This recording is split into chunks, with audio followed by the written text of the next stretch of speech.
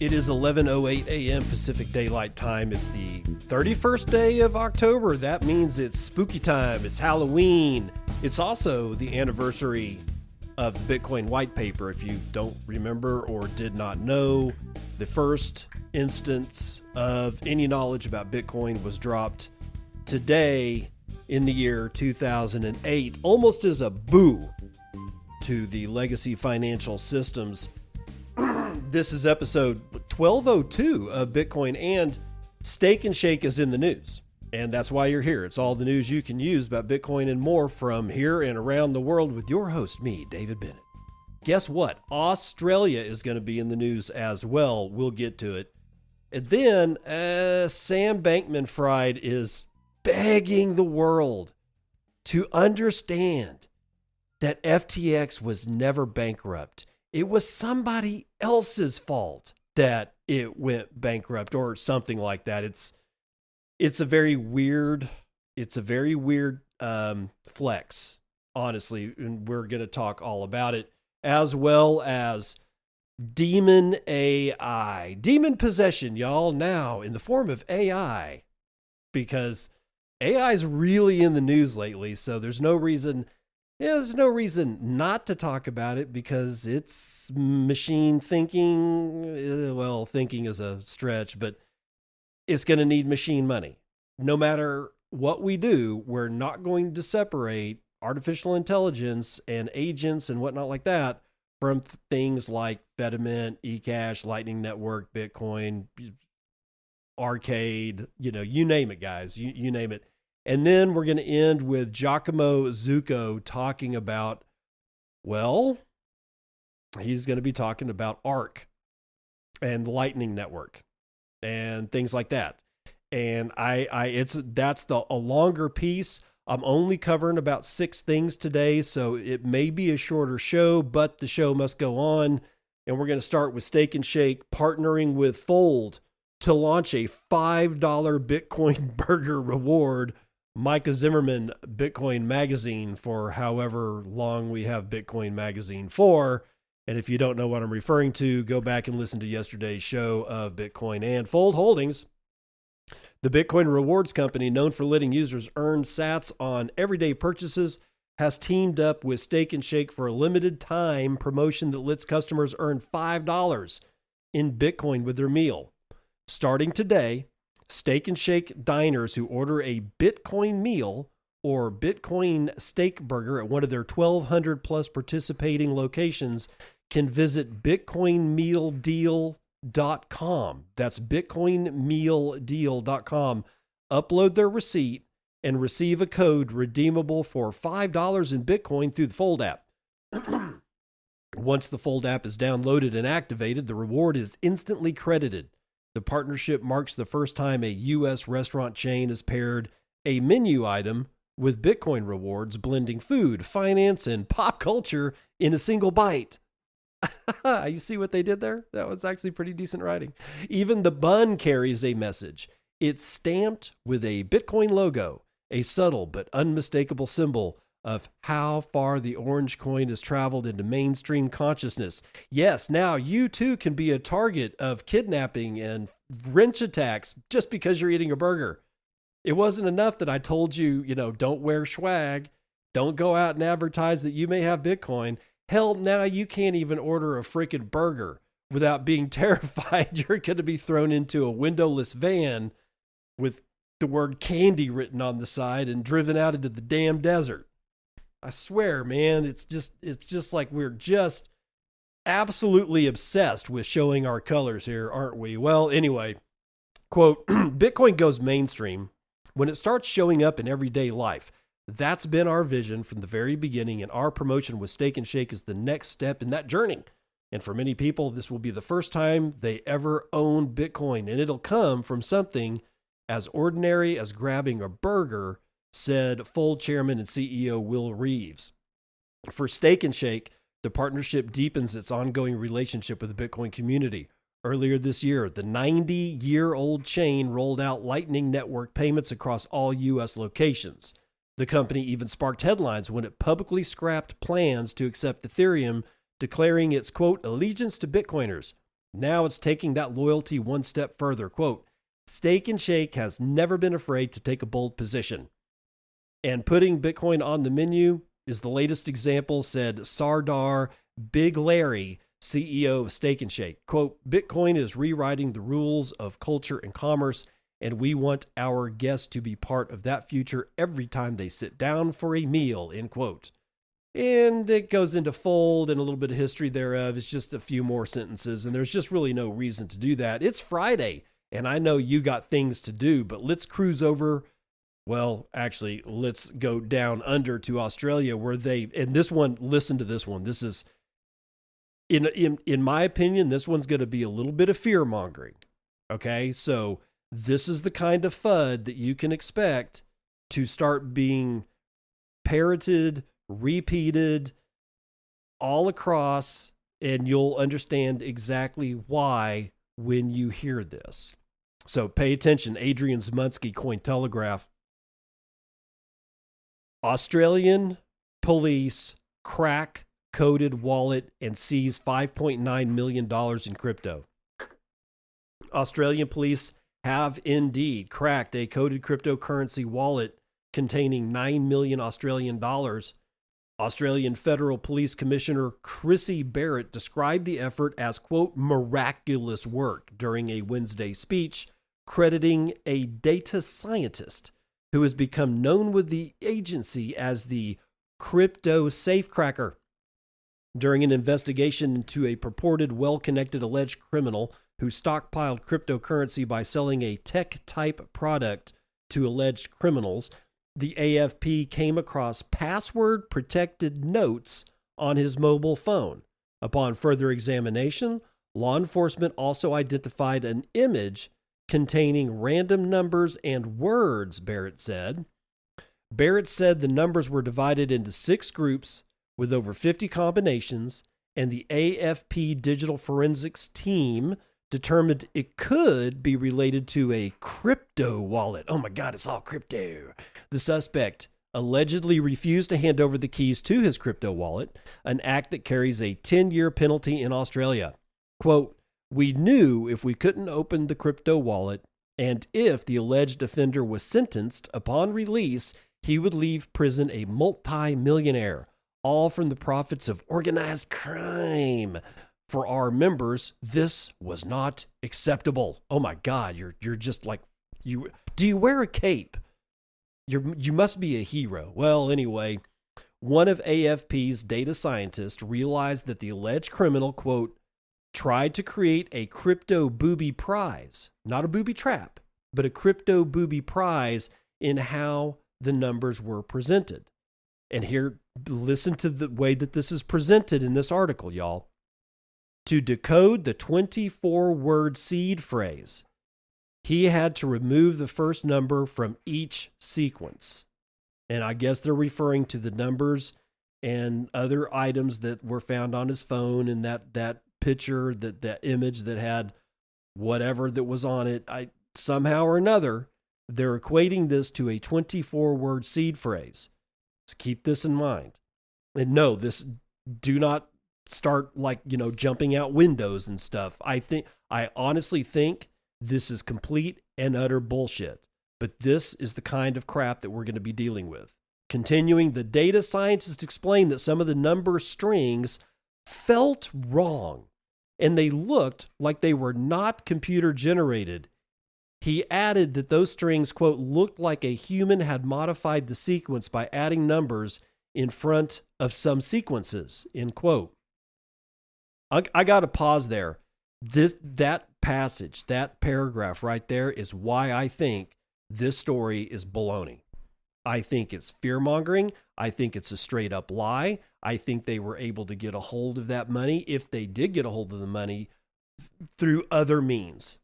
They did not crack a 24-word seed phrase unless they actually already had the words in front of them, or there was enough information. But I'm sorry, when another human looks at a string of numbers and says, well, part of this sequence looks like it was done by a human. Oh, bullshit.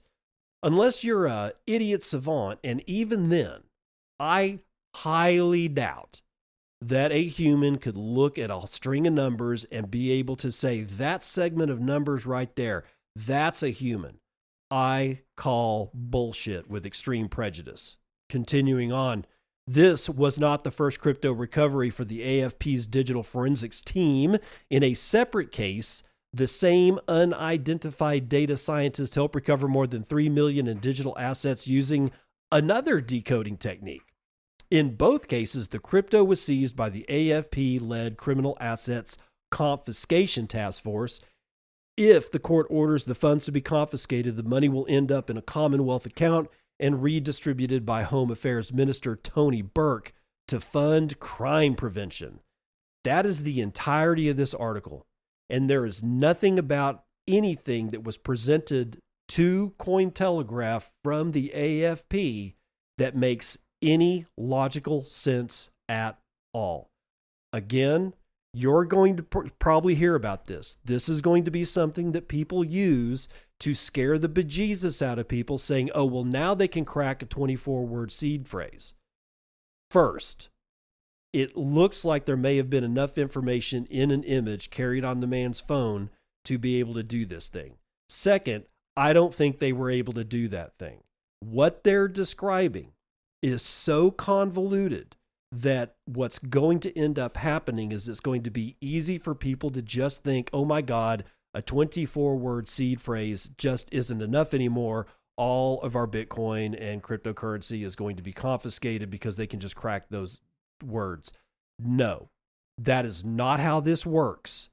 So when you start seeing this thing, if this narrative starts to get spun up, you need to be the first ones on the front line saying bullshit. That's not the way it works. Here's the way it works. So that's one of the reasons why I wanted to bring you that particular article today. And all this talking's making me hungry, which is why we've got oshigood.us, crunchy coffee, hodl butter. He still has 2 of these things in stock. So if you want some of his crunchy coffee hodl butter in 16-ounce jars, well, then go to oshigood.us. That's oshigood.us, oshigood.us, and you'll be able to get a jar of, well, crunchy coffee hodl butter. It's got pecans and maple sugar and roasted Arabica coffee grounds, sea salt flakes, cinnamon, and black pepper. This stuff is freaking delicious, man. He sent me a jar of it, and it's like totally gone. Wife just completely wiped it out. I got a spoonful of it, and what I tasted of it was delicious, but the rest of it basically ended up on her morning toast, and next thing I knew, I turned around, and it was just basically gone. So even my wife was like, hey, what's this? And I'm like, oh, it's from a Bitcoiner, and he's one of my vendors in the Circle P, and the Circle P is where I bring plebs with goods and services just like you to plebs just like you that want to buy those goods and services, but you will be buying it in Bitcoin, because if you're not selling your goods and services for Bitcoin, you're not in the Circle P. That's the way it works. Make certain you use coupon code Bitcoin and, all one word, Bitcoin and in the coupon code.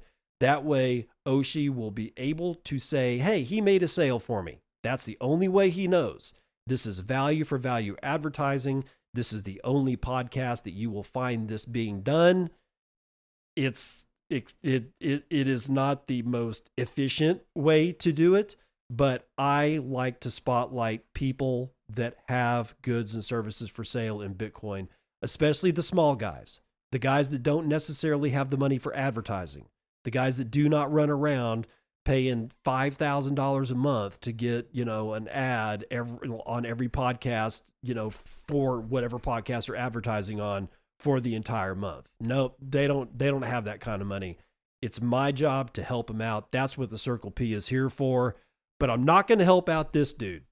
This broccoli-headed bitch, Sam Bankman-Fried, has now posted a lengthy document entitled FTX was never insolvent. Yes, Sam, it was insolvent, dude. This is the second time he's done this crap. FTX was completely insolvent. And I don't know what this cat is smoking, but Dude, Sam Reynolds from CoinDesk is going to tell us more. Sam Bankman-Fried is once again arguing that he's innocent. The former FTX chief posted a lengthy document on X this week claiming that the exchange, quote, was never insolvent and that bankruptcy lawyers, not bad balance sheets, were to blame for the company's collapse. Pause right there. How in the hell could your company, before it goes into bankruptcy, collapse because of bankruptcy lawyers? The logic just doesn't hold. I'm sure we'll find out more here. The document is packed with tables showing hypothetical mark-to-market gains on assets FTX once held, from Solana to Anthropic, implying the company would be worth over $100 billion today if not for the lawyers.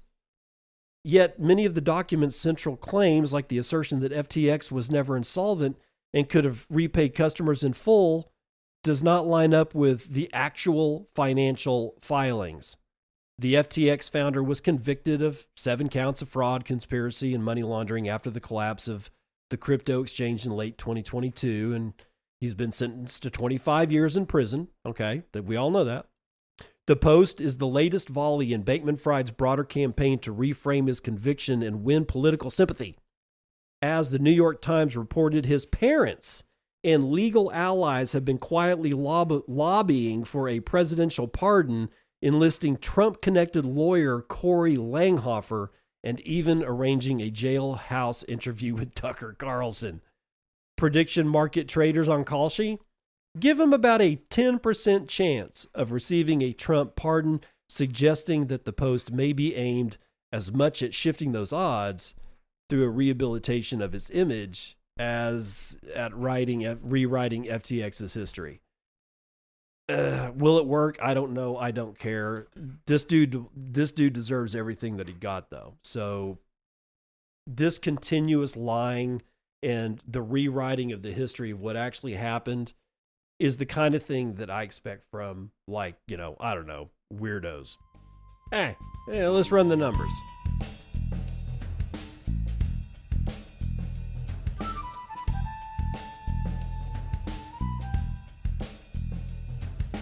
CNBC futures and commodities. Energy's in the green today for the most part. Merbon crude is up 0.3%. Brent North Sea is up 0.08%, but West Texas Intermediate is up 2/3 of a point to $60.99 a barrel. Natural gas swinging for the fences, now above $4 per thousand at $4.11. That's after a 4.2% rise in its price. Gasoline, however, has fallen 1.5. It is at $1.97 a gallon. Shiny metal rock's not doing well except for gold. It is up 0.12%. It is holding above 4,000, right at where it was yesterday, 40, 20, and 30 cents. Platinum is down 2%. Silver is down 0.4, but still at $48.41. And copper is down 0.18%. Everything in ag is in the green except for lumber, which is down a full percent point. The biggest winner of the day is going to be wheat, 1.8% to the upside. Excuse me. Live cattle down 0.6. Lean hogs up 0.6, and feeder cattle are down 0.7%. The S&P is up 1/4. The NASDAQ is up 1/2. The Dow is moving sideways, slightly in the green, and the S&P Mini is up 1/3 of a point. Meanwhile, Bitcoin at $109,240. That is a $2.18 trillion market cap, and we can only get 27.3 ounces of shiny metal rocks with our one Bitcoin, of which there are 19,942,407.4 of, and average fees per block remain at 0.02 BTC taken in fees on a per block basis. It's about 32 blocks carrying 82,000 unconfirmed transactions waiting to clear.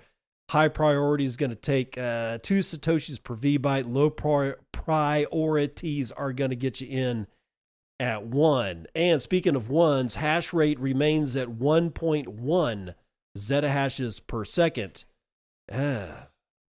Not bad. I'm honestly kind of shocked that we have remained above or into the zettahash range consistently for as long as we have. And it's definitely more security for the Bitcoin network than we probably need.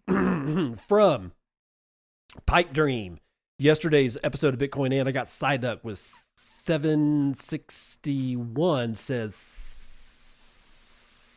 Psyduck. And he comes back again with 760 and says Psyduck, and then he does it again for 759. I'm just going to do it Psyduck. Wartime with 133 Satoshis says cheers.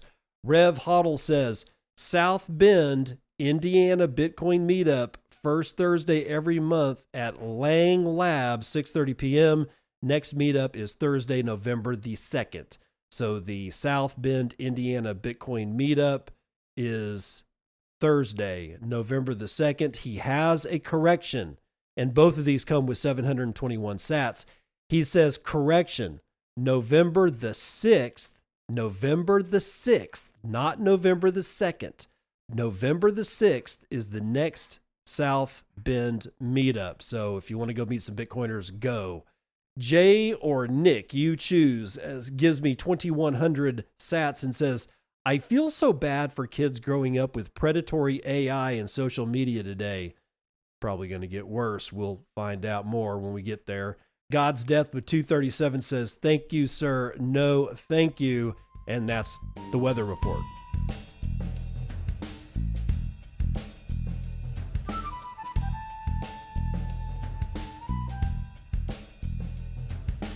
Welcome to part 2 of the news that you can use, and definitely going to be a shorter show today. Let's get into this AI thing. Advanced AI is reviving fears of demon possession. Seriously, I'm not hyperbole, guys. This is the actual headline from Jason Nelson out of decrypt.co. As artificial intelligence grows more sophisticated, could your favorite chatbot actually be a portal to hell?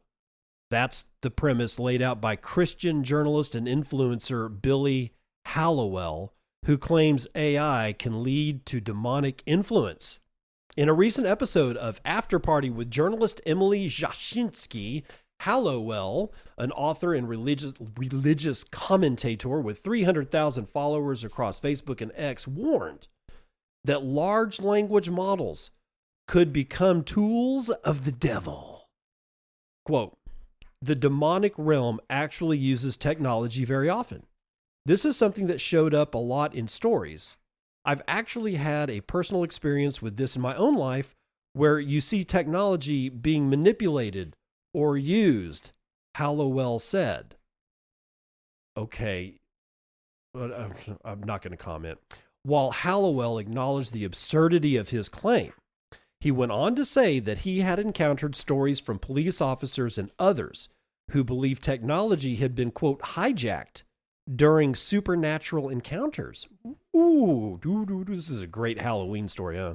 Hallowell, whose 2020 book, Playing with Fire, explored modern cases of possession and exorcism, said he's deeply cautious about just how quickly people have grown attached to the technology.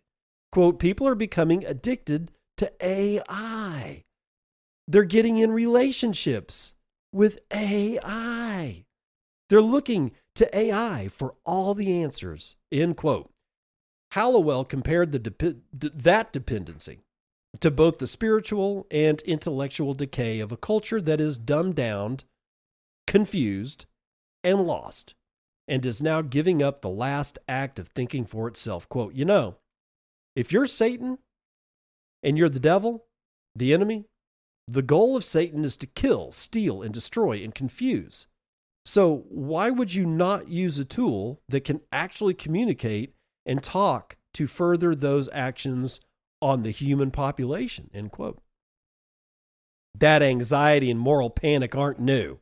Long before the latest AI boom with the public launch of ChatGPT in November of 2022, Elon Musk warned that humanity might be summoning the demon. And that's an actual direct quote. Speaking At MIT in 2014, the Tesla and SpaceX chief compared AI researchers to a magician trying to summon a spirit. Quote, you know all those stories where there's the guy with the pentagram and the holy water and he's sure he can control the demon? It doesn't work out, he said. Over the centuries, new transformative technology has often carried its own moral reckoning. When the printing press appeared in the 15th century Europe, church leaders called it a tool of heresy. Centuries later, critics claimed telecommunication devices, including the telegraph, the radio, and television, were all channels for evil. More recently, in the 1980s, a satanic panic caused parents and pastors to accuse Dungeons and Dragons and heavy metal music of recruiting kids to Satan's cause. The same script played out again with violent video games and movies blamed for corrupting an entire generation. Religious commentators and theologians have increasingly linked the rise of artificial intelligence with age-old fears of spiritual corruption. In a 2024 essay titled, Can AI Become Demon-Possessed?, Lutheran theologian Ted Peters examined whether machines themselves could be vessels for evil, citing Musk's long-standing quip about summoning the demon. Peters concluded that while literal possession is unlikely, AI can still act demonically if it manipulates or harms human beings. According to Joseph Laycock, an associate professor at religious studies at Texas State University, this fascination with divine or infernal machines fits a familiar historical pattern. Quote, we have always had a tendency when new technology comes out, especially new communications technologies, to ascribe some sort of supernatural or divine significance to it, Laycock told Decrypt. He traced the lineage from Greek theater's Deus Ex Machina, or God from the Machine, to 19th century spiritualists who believed the telegraph could reach the dead. Early photographers claimed to capture ghosts on film. Now, the internet and AI amplify the same impulses, but at scale. Laycock also noted how loneliness and emotional vulnerability often drive people towards technologies that promise comfort or connection. Quote, I'm scared of a scenario where no one thinks for themselves. They just defer to AI for everything, and Elon Musk gets to tell us what to say. That would basically make Elon Musk a god if he controls the program everyone relies on to define reality, Laycock added. Laycock's fears could be the ultimate irony, with Musk going from warning about the demons of AI to building the altar that summons them. Not bad, especially for considering that it's Halloween, y'all. It's nice to see, this kind of thing. But I mean, it's like the story says, this has nothing to do with AI itself. This has gone on forever and ever and ever.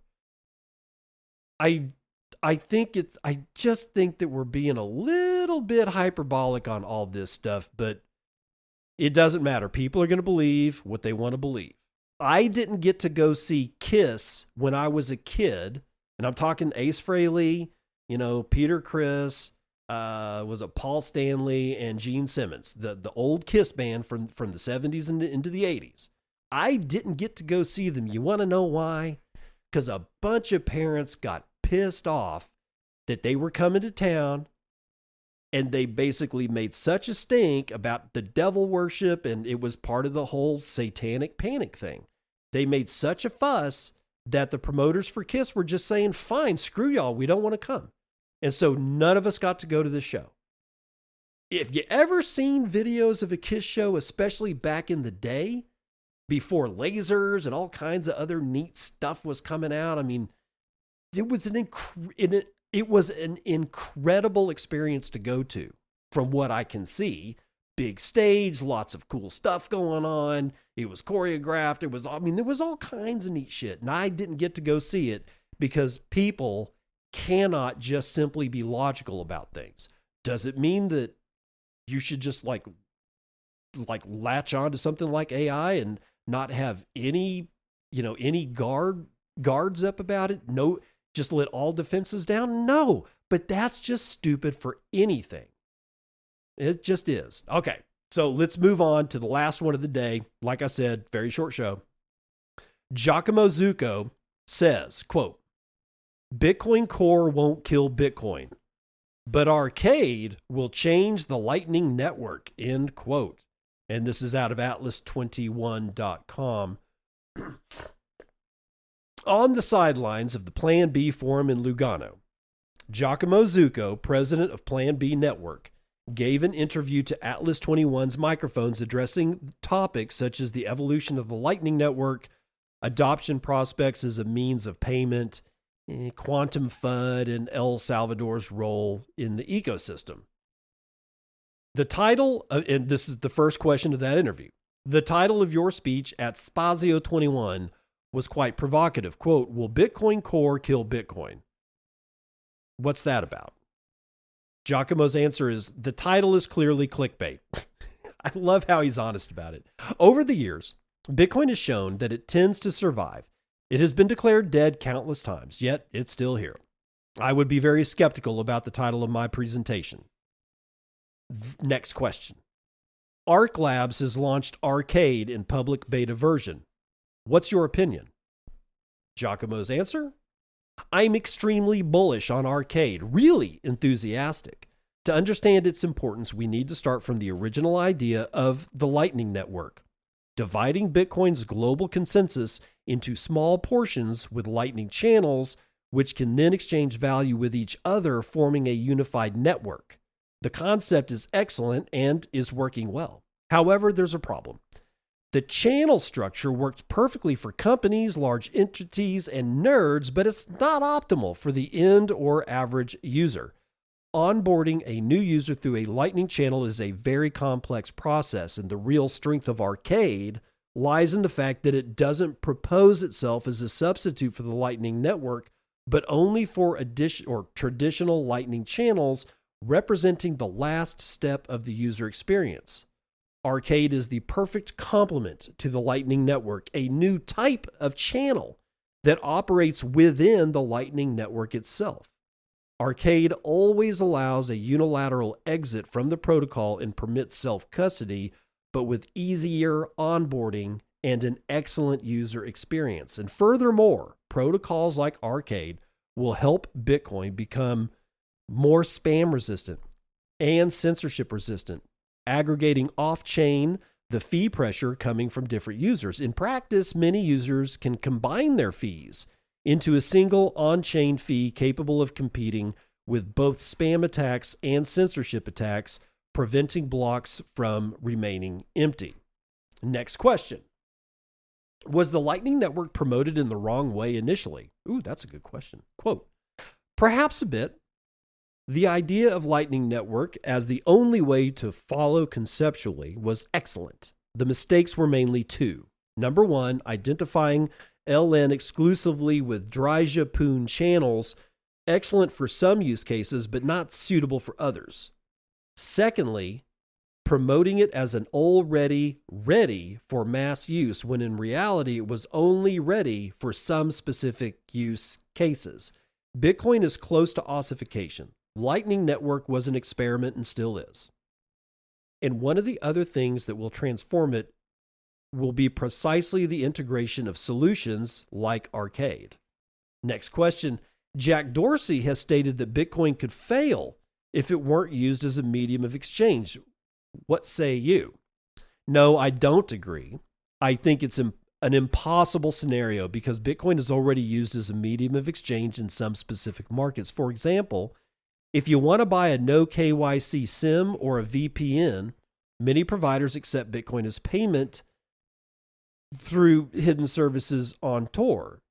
It's also used for international payments or between digital nomads. There are already communities where you can pay with Bitcoin in physical stores, even if it's not the best use case.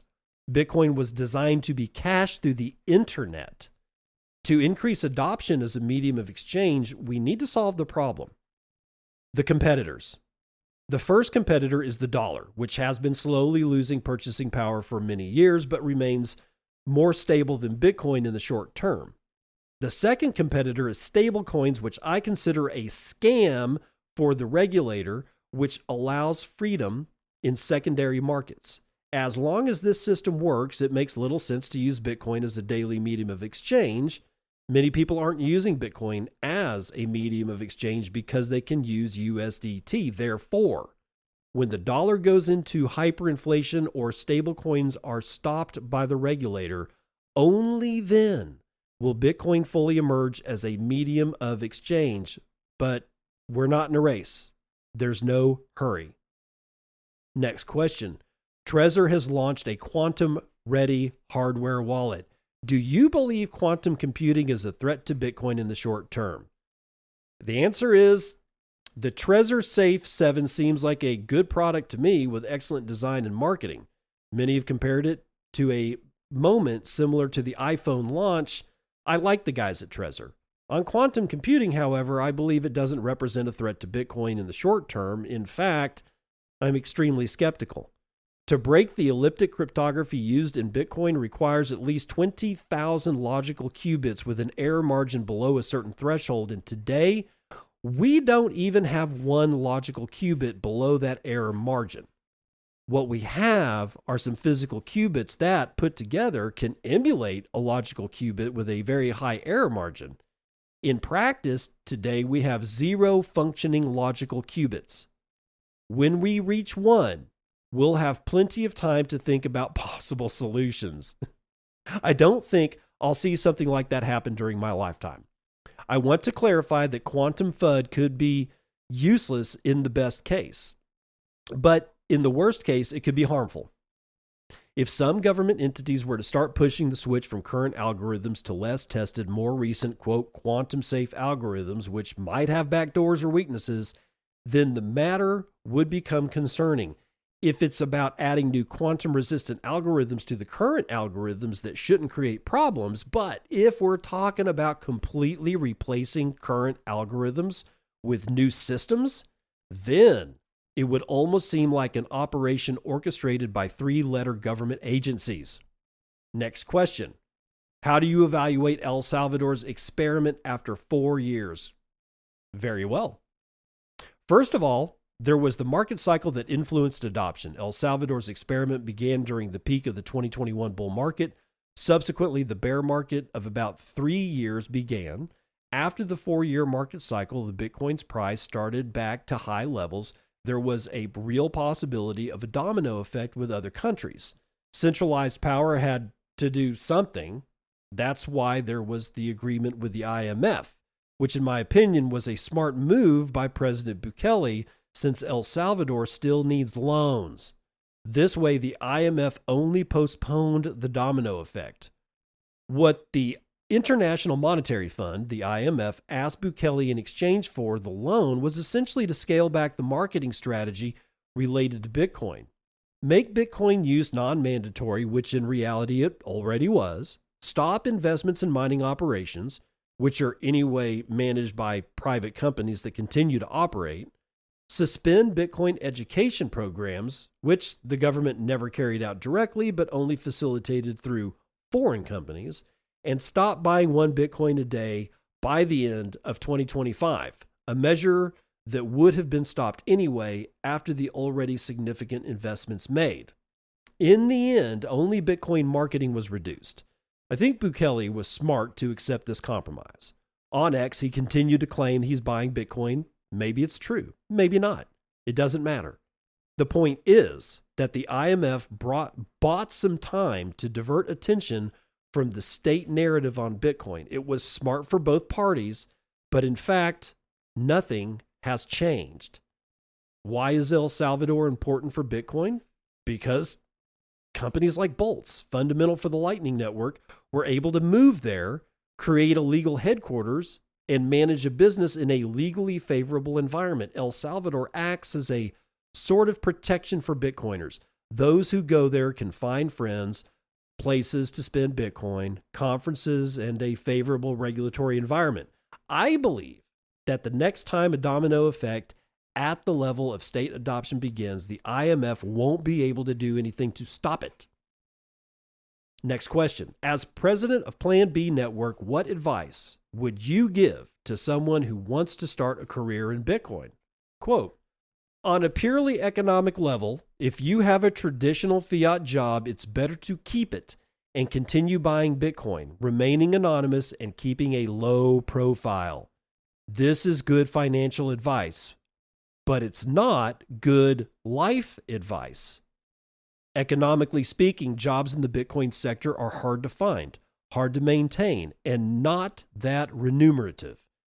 When in 2013, I decided to leave my fiat job and enter the Bitcoin-only sector, it wasn't a great deal financially. However, from the perspective of experience, friendships, knowledge, and networking, entering the Bitcoin world was one of the best moves of my life. It's difficult. My advice is to find the best compromise for you. And that's the end of the interview. I think that that's some really good advice. People go, I'm going to get a Bitcoin job. It's going to be great. And they're not great. I'm sure some of them are, but honestly, a job is a job is a job is a job. You're either doing marketing for a hospital or you're doing marketing for a Bitcoin company. It's still marketing. You're either doing social media management for a hospital or you're doing it for some company in Bitcoin. It's the same job. It's not like there's somehow or another like this, new sexy job. Hell, even Bitcoin developers are still using just math. The cryptography that's been around for, decades and probably like 100 years or so. And it's not like as something new was born. What's been born is our view of the world. It's completely changed. Getting into Bitcoin has been the best thing that I could have ever done to actually understand something about economics, which was never imparted to me during economics in high school or college or what have you, right? The amount of people that I've been able to meet in this sphere is kind of immense. It's a little intimidating, honestly. But this space attracts not only some of the smartest people, but also the people that are seeking sovereignty. And you put those two things together, man, that's like a fuel air bomb.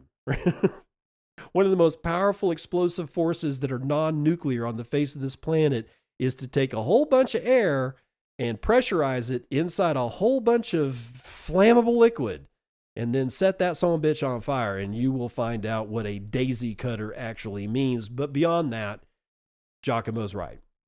It's not exactly like you're going to be getting paid six figures to take these jobs. That shit, you find $250,000 jobs being an engineer at Google, at least right now, until the demon possession that is AI comes and destroys everything. But until that day, I'll see you on the other side. This has been Bitcoin and I'm your host, David Bennett. I hope you enjoyed today's episode and hope to see you again real soon. Have a great day.